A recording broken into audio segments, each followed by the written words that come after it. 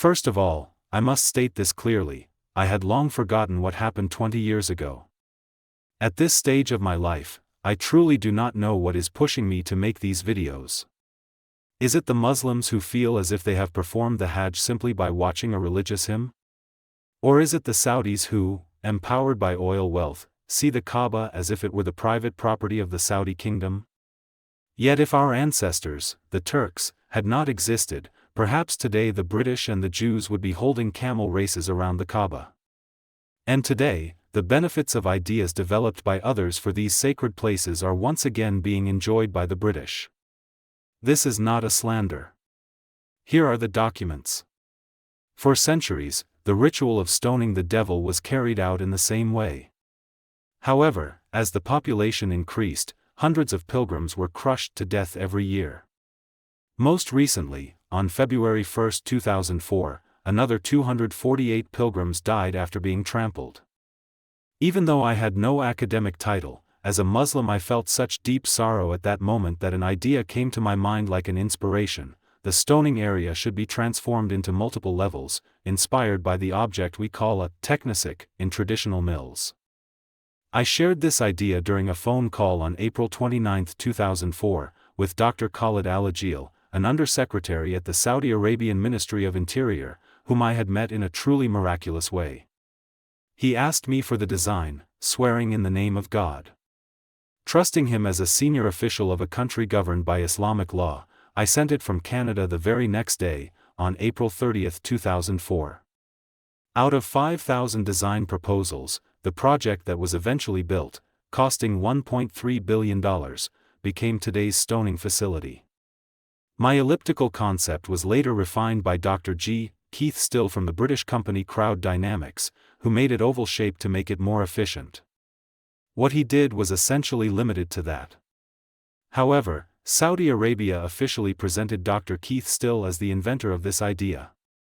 Yet on January 11, 2006, I wrote the following question to Dr. Keith: "This is my copyrighted idea. How did you use it without my permission? Do you know who the real inventor of this idea is?" At the end of our email correspondence, the answer he gave became a historical document. The response from the person whom the whole world believes to be the inventor of this idea was exactly this: "Of course, I know who created that project. I was part of the team in 2004. The person responsible for the project was His Excellency Dr. Habib, the Deputy Minister of Municipal and Rural Affairs. The design team was Dar al-Handasa. The construction was carried out by Al-Mabani. The structural engineering was handled by Vinci. And his own company, Crowd Dynamics Limited, states the following, referring to Saudi Arabia: "Over the past 25 years more than 5,000 proposals and design solutions have been presented. The elliptical shape was obvious and had been proposed by thousands of so-called solutions. I modeled the ellipse, I completed its proportions, position, and operational processes. I presented the solution to the Crown Prince at his palace in Taif together with His Excellency Dr. Habib and the rest of the design team." That is exactly what happened. But that is not all. The Kaaba expansion project for the Tawaf area, which is said to be completed in 2030 or 2035, also originated from this idea. First, in 2013, a portable Tawaf platform was built. Then in 2016 it was removed. Very little explanation has been given as to why it was removed. It appears that the project was modified in order to generate more revenue.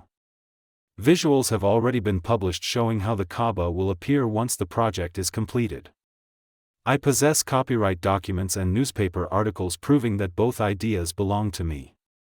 Yet the architects and engineers of both projects are British. There is not a single American or Japanese among them. And of course, you will not find a Turk. Anyone who is curious can investigate and see for themselves. As I said at the beginning, 20 years have passed, and while I had forgotten everything, I still do not know what is pushing me to make these videos. But I want to give a loud warning to those who plan to go to Hajj. For the past month, I have been feeling the same way I felt in 2015. And I recommend that you search for the answer to this question: did the God who made Hajj obligatory for Muslims decree it so that a giant crane could collapse onto pilgrims at the Kaaba on September 11, 2015, killing them? Or was it a message from the one who says that the flashing of lightning and the shifting of winds from different directions are signs of his power? And 13 days later, in Mina, were 2,400 pilgrims really crushed to death in 45-50-degree heat simply because they did not follow the rules, as Saudi Arabia claims? Or was there another reason? On September 26, 2006, the Turkish newspaper Sözcü published a report citing the Lebanese newspaper El Diyar with the following headline: "Was a Saudi crown prince responsible for the accident during Hajj?" This article can still be seen on the Sözcü newspaper's website today. These are the details of the issues that I have recently found myself unable to stop talking about in these videos, and I have turned them into a book as a historical record. The title of the book is Deceived in the Name of God, Living Like Devils. The Amazon link can be found in the description of this video. Read it, or don't read it. I did not write it for the purpose of selling it.